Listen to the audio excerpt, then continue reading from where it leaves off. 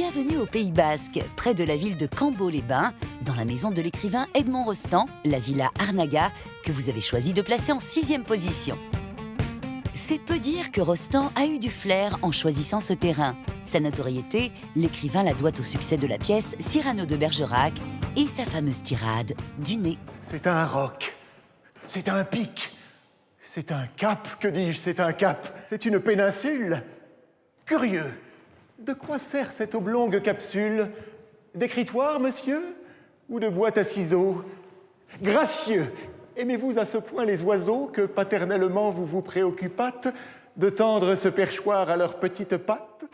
Ni un pic, ni un roc, mais une demeure aussi singulière que le nez de Cyrano. Inspirée des fermes de la région, elle est l'une des toutes premières créations d'un nouveau courant architectural, le style néo-basque. Une maison que l'écrivain fait bâtir en 1903. Béatrice en connaît bien l'histoire. Il écrit Cyrano lorsqu'il est à Paris. Et c'est un succès mais inouï, phénoménal. Des heures entières d'applaudissements, le public qui quitte pas le théâtre. Et du jour au lendemain, donc, Cyrano lui apporte la fortune. Et cette fortune, il va l'utiliser pour créer la maison de ses rêves. Et cette demeure, c'est Arnaga, une maison toute en démesure. Edmond Rostand et sa femme Rosemonde commandent le décor des pièces à des artistes renommés. Le mobilier est soigné jusqu'au plus infime détail. Il n'aura fallu que 3 ans pour concrétiser le rêve de l'écrivain qui dépensa sans compter la fortune amassée grâce à sa pièce à succès. Aujourd'hui, comme un clin d'œil au passé, le César reçu par l'acteur Gérard Depardieu pour son interprétation de Cyrano trône dans le bureau de Rostand. Le choix de cette région et plus précisément de la commune de Cambo-les-Bains, célèbre station thermale, ne s'est pas fait par hasard mais plutôt sur ordonnance médicale. Edmond Rostand était venu soigner sa maladie, il souffrait de pleurésie et il est resté de longues années, une douzaine d'années, dans ce coin où il a été véritablement séduit. Une villa d'une modernité incroyable pour l'époque. Rien n'était trop beau pour l'écrivain. En témoignent les appartements de sa femme Rosemonde, pour laquelle il conçoit un décor féerique peuplé de contes de fées. Alors ici, on est dans la chambre de Rosemonde, avec une pièce très féminine, notamment son portrait en pied magnifique, un peu japanisant. Et puis des espaces un peu secrets, une petite porte ici, qui permet d'avoir accès d'une part à un petit placard, et puis surtout à la terrasse.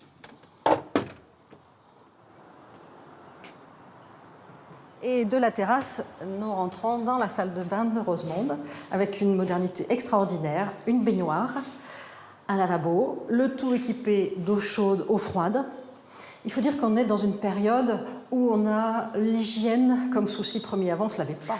On prenait 3 bains dans l'année. Là, maintenant, il faut prendre un bain tous les jours, parce qu'on se soigne grâce à l'eau. Et pour avoir eau chaude et chauffage à volonté au début du XXe siècle, il fallait prévoir un peu de place.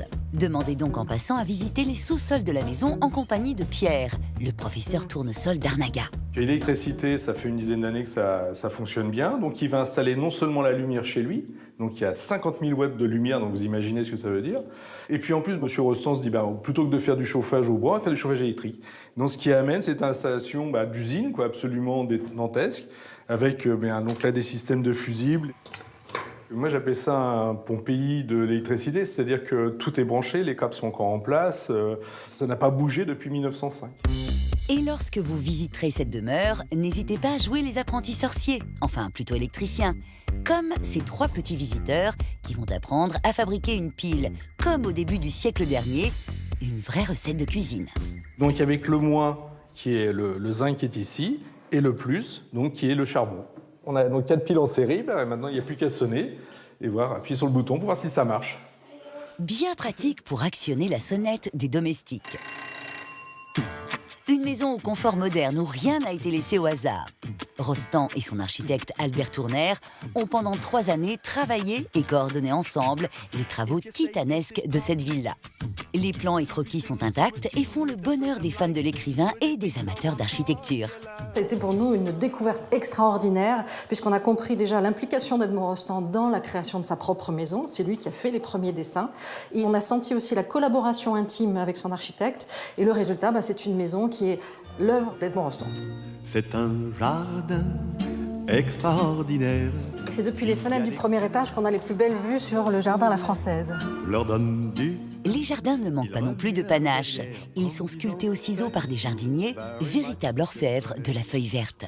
On est en présence de deux jardins extrêmement contradictoires. Alors d'un côté, il y a ce jardin à la française, exubérant. C'est un peu la gloire, hein, c'est le soleil, ce qui exprime un homme qui est arrivé à maîtriser la nature, un homme qui domine en fait la nature et qui domine même les autres hommes. À l'arrière de la maison, sur la façade ouest, l'ambiance est bien différente. Là, on va découvrir réellement l'homme tel qu'il était avant de connaître cette gloire avec Cyrano de Bergerac.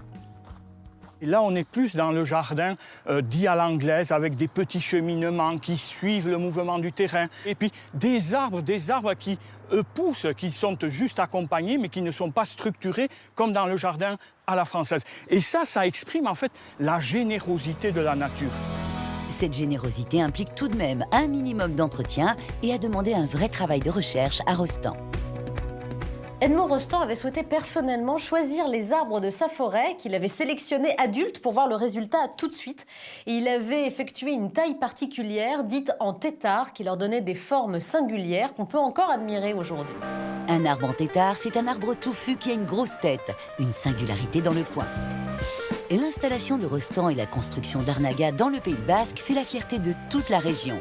Même les pâtissiers n'ont pas résisté à l'envie de faire un petit clin d'œil gourmand à l'écrivain. Alors ça, c'est une tartelette selon la recette de Ragueneau dans l'acte 2 de Cyrano. D'accord. Et ça a un grand succès, c'est succulent, hein. Il y a un petit goût de citron dedans là, qui est tout à fait inédit. Hein. Un dessert aussi étonnant et savoureux que la visite de ce monument qui vous donnera certainement l'envie de découvrir ou redécouvrir l'œuvre de son ingénieux propriétaire.